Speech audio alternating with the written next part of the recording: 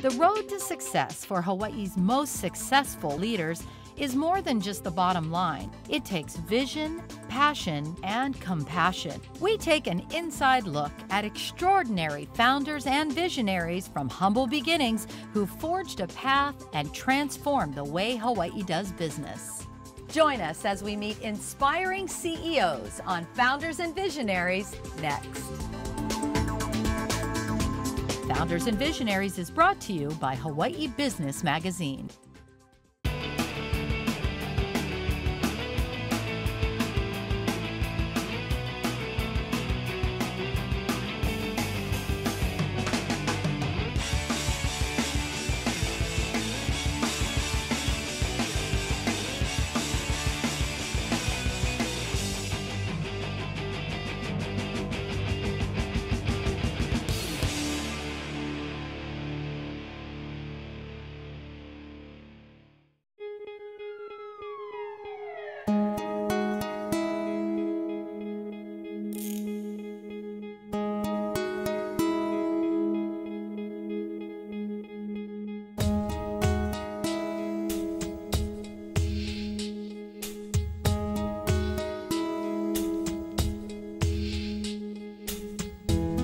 If you've ever wondered how much it takes to turn a life around, now you know.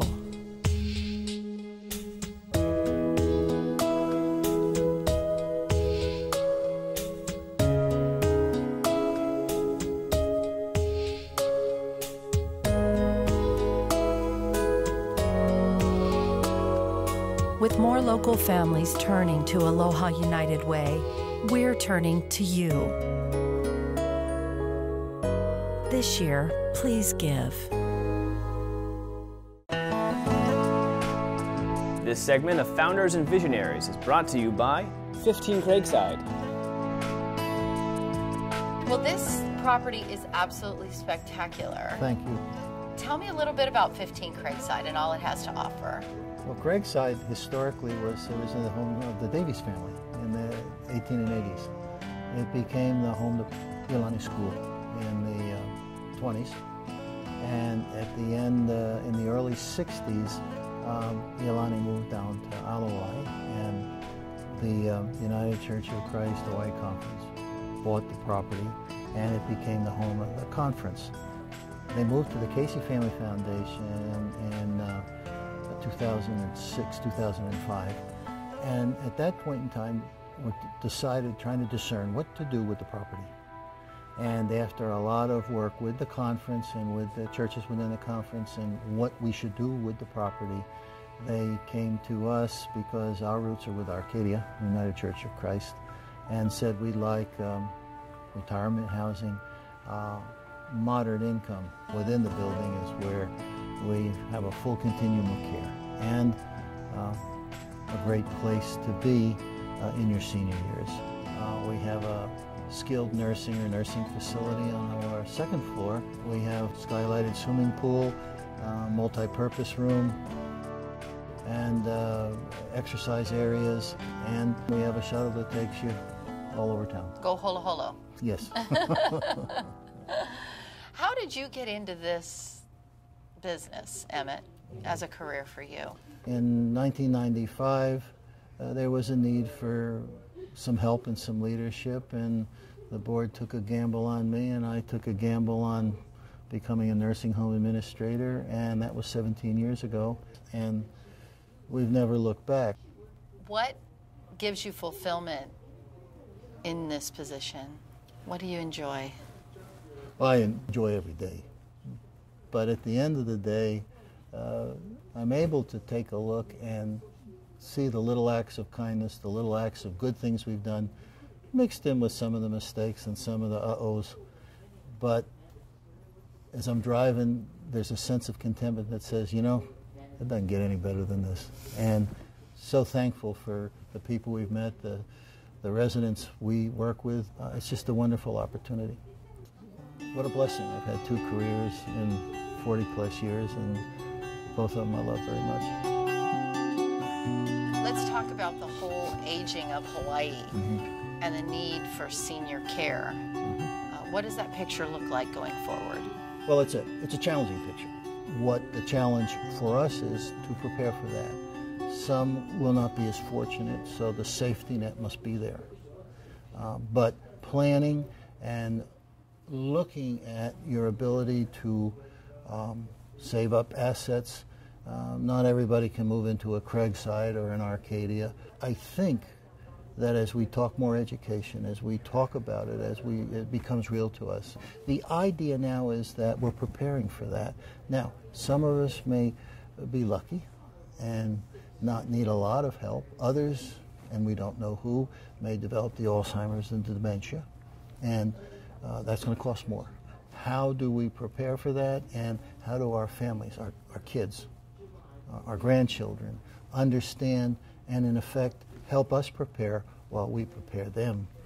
One thing that I found out that was really wonderful asset to being in a facility like this is, like you said, you can have independent living, or when you need it, you can move to assisted living. Well, you stay right in your apartment. Oh, okay. You get assisted in your apartment, and if you need long-term care, you can stay right in the same facility for that as well. Absolutely. But Kim, let me mention something else I think that's for the kids out there. When they're looking for their parents, or they're thinking about themselves, I think is critical is then the ability to reach into the home. And it's not so much if you're on your last leg and you've got to have home care, it's can our home care program and our health care program in the home create a better quality for you and a better way of living at home, because not everybody is going to move into this place or into Arcadia, but most of us will talk now and say we're fixing up our homes and we're going to push the envelope as far as we can. I think the key is understanding the aging process, getting old, that we're going to live longer, and that there are credible programs out there that people can trust that will help them have a little better quality of life and a little better focus. And I think everybody wants to plan. Nobody wants to be a burden to their family Not when they're 80 years old and beyond. Not at all. But it is an additional thing that you financially have to start thinking about at a fairly early age. Now, I had a love that came in my office this morning, and she's 94. And of course, I hear often, when can I go home? When am I going to be taken? And she said, well, I'm going to run out of money. And I said, let us not speak of that. I don't care whether you run out or not. And she said, well, can I go get my hair done? What she does every week. And I said, 2 times if you want. And she said, oh, thank you. But that's the kind of thinking that has to go on, that they've prepared, they know it, and when they've lived that long, they still feel confident and credible, even though they're longing to cross the river. Yeah. It takes a really sensitive and wonderful heart to be in the position that you're in. It's much more than just being a CEO of a facility. Well, it's nice of you to say that. It takes a great staff, and for me, a lot of luck. But luck is where the opportunity meets the preparation. That's what a coach used to tell me, and there's the preparation by our staff all the time is wonderful. They're a caring bunch of people. Whether you were 85 in rural Virginia or you're 85 in urban Honolulu, the love emanates wherever you are.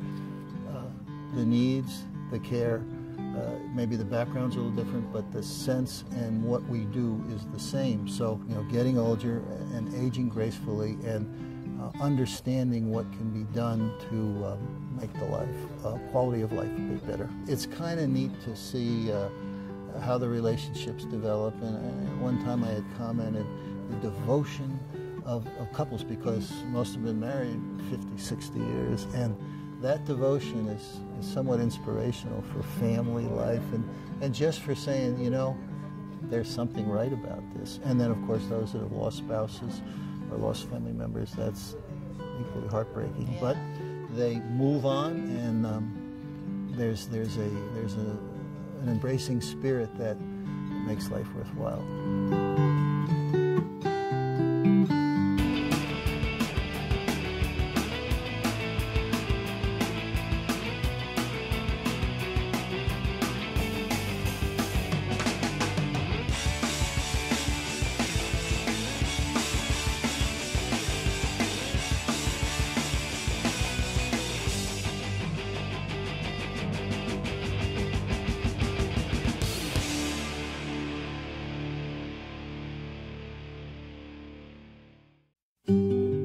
world where we who have cuckoo those who have less.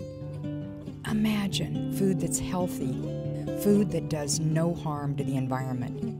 Imagine food that's affordable and accessible, food that harnesses local entrepreneurship. Imagine food that brings together families and communities in ways that will nourish the INA, Feed the Hunger Foundation, microfinancing toward innovative and sustainable solutions. This segment of Founders and Visionaries is brought to you by Tory's Roofing.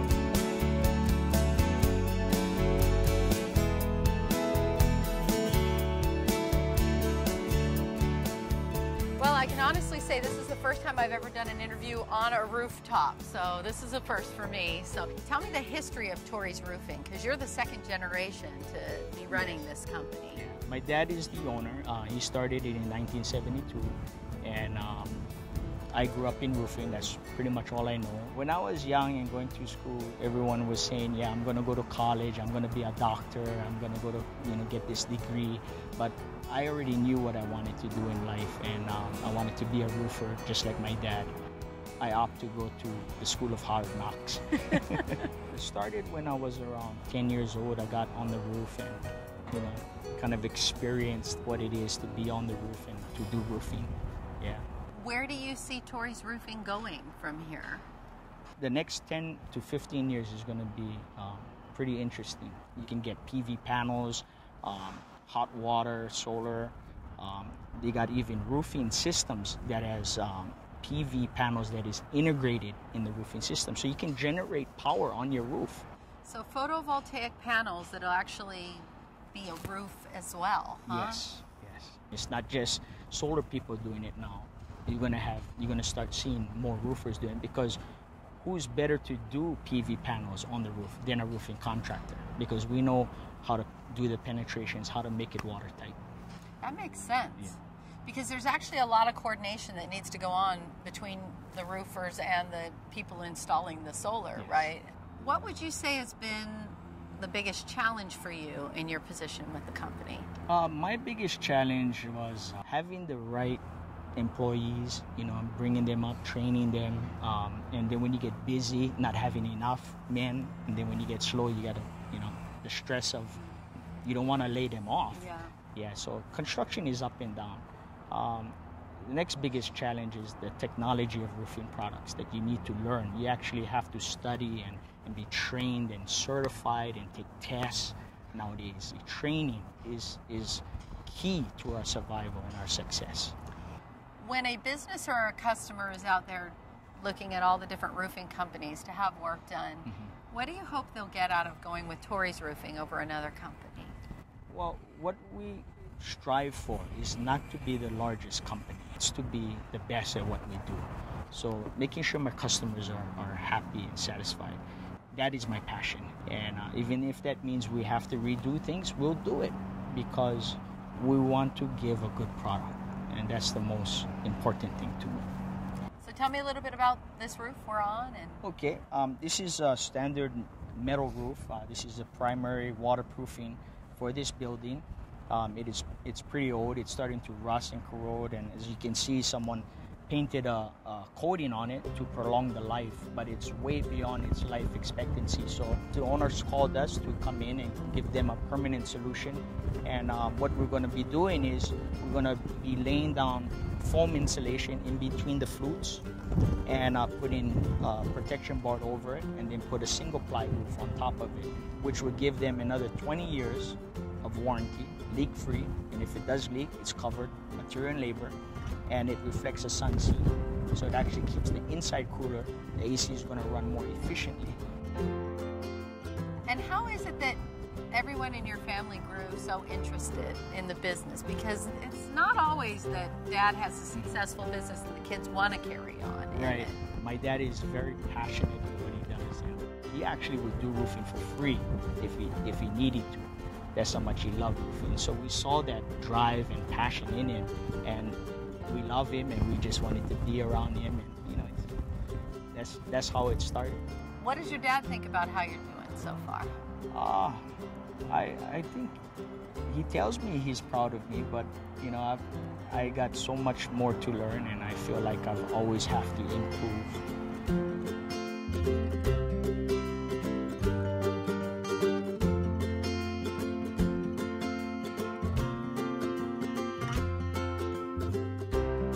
So, Louis, you're up here kind of laid back, but this is a big change for you from where you used to be with the business. I mean, your kids describe you as an extremely hard worker, and they said that they grew up seeing your passion for roofing. Mm-hmm. So how did that all get started?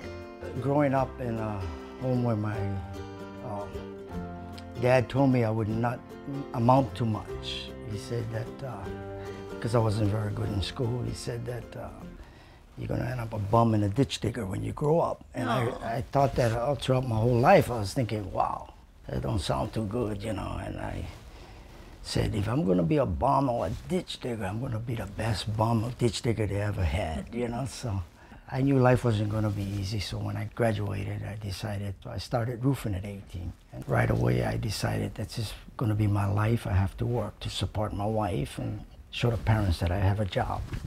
So that's how it started. I didn't care about pay. I just was so happy that I had a job. Oh, great. Yeah, I learned fast because I loved what I was doing. I was just so happy I had a job.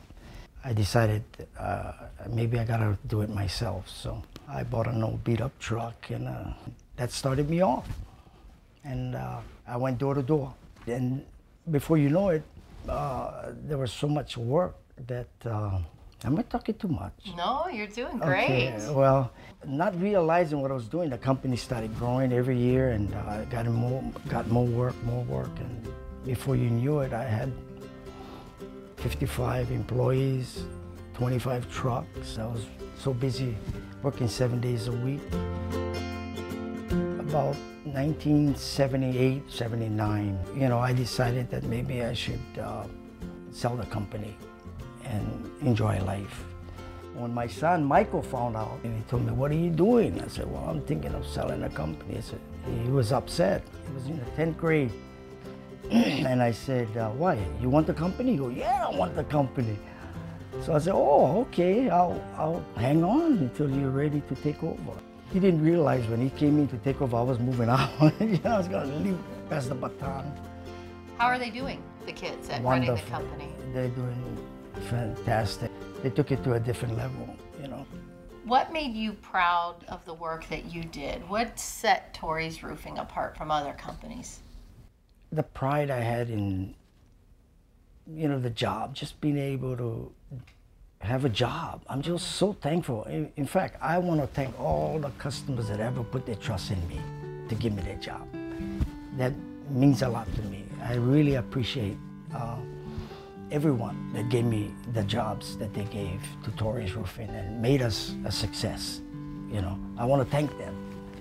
But that gives me great satisfaction to know that they come back to us and they trust us.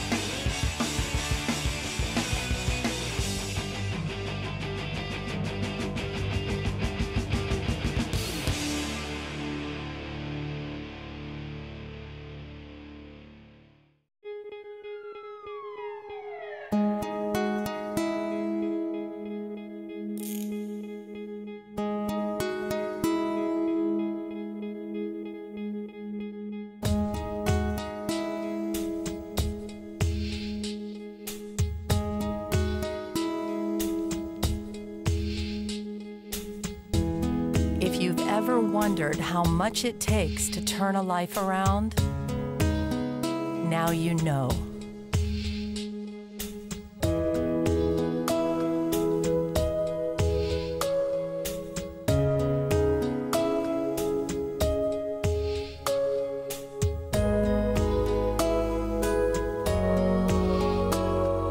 With more local families turning to Aloha United Way, we're turning to you. This year, please give.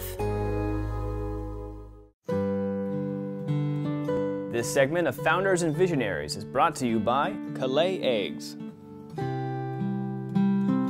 So Lois, you've been with the company 25 years now. And what I'm really impressed with is that most kids growing up, their father was forcing them to go pick eggs on the weekends for free, probably wouldn't have been so excited about pursuing the family business.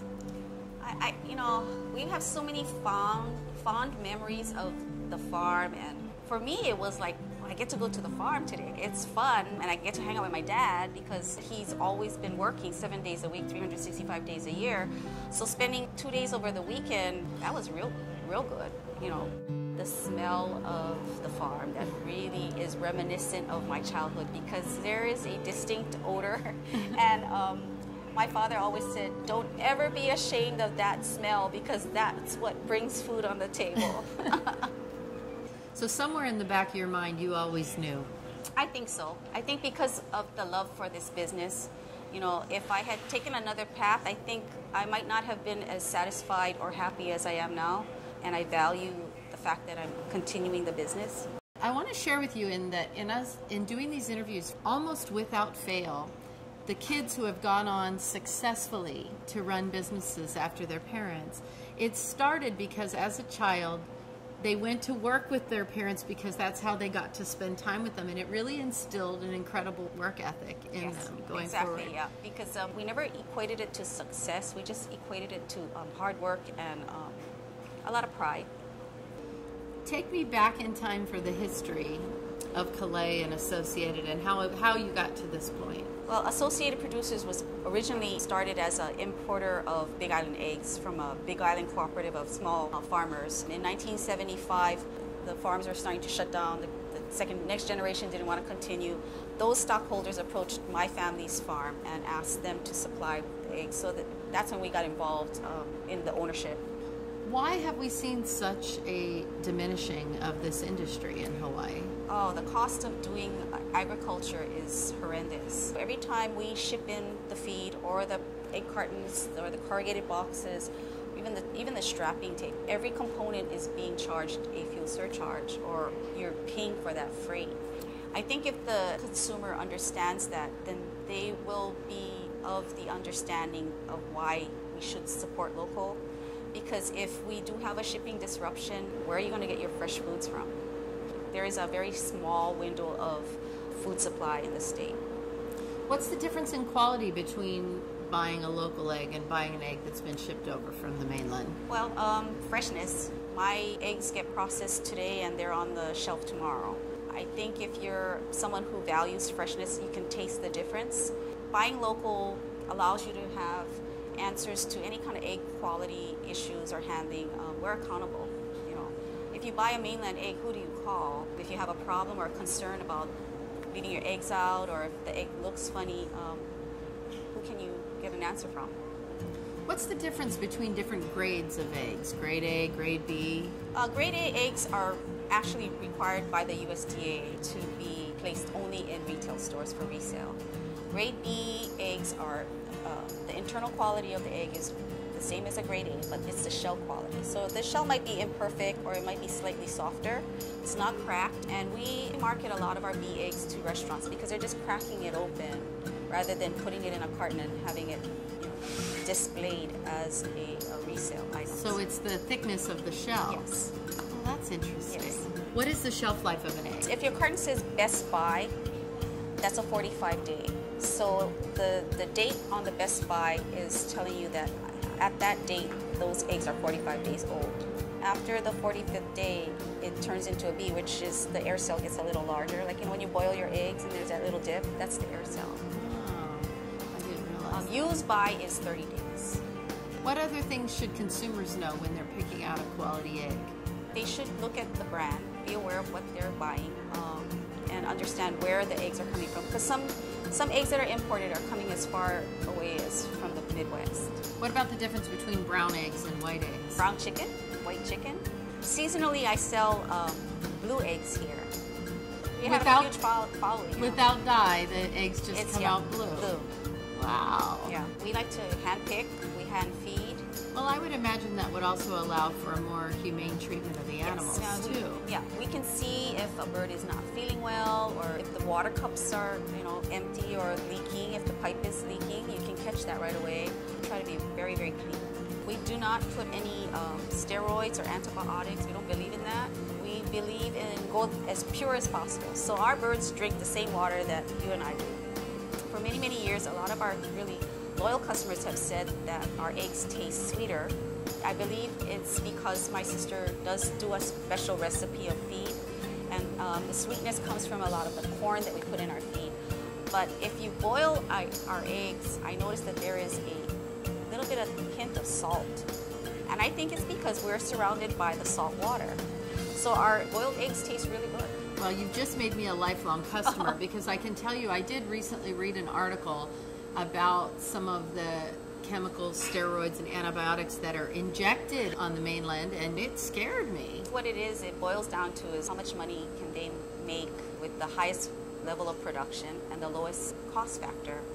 We don't do that. I think part of the reason why we're still in the business is because it's not about making a lot of money. It's not about being the biggest or the best. It's about whether or not we can provide a quality product. We were brought up, we were taught that we're supposed to take care of the farm and give back to the farm instead of taking from the farm. So I guess that's the work ethic. That's why we've worked so hard, to make sure that the farm is sustained, and then that way we have the ability to continue the business. So we take care of the farm. I love your sense of family and history and legacy and how you've carried all of that with you for all these decades. We really believe in what we do. We really believe in our customers. I believe in my employees, because if without them I could not do this. Really provides the incentive to continue to go on. When someone says your eggs are so good, or they're ono, or that makes you feel really good that you've done what you needed to do. I think it's a responsibility to my family, to my parents, to the people that I've done business with, to my employees, and especially to my children, because they see me working and working and working, and I hope when they get older, they'll understand what it is to work hard. It's an honor to provide food for people. It's an honor to be able to put a quality product on the table and go to bed at night knowing that we did our best and that people love our eggs.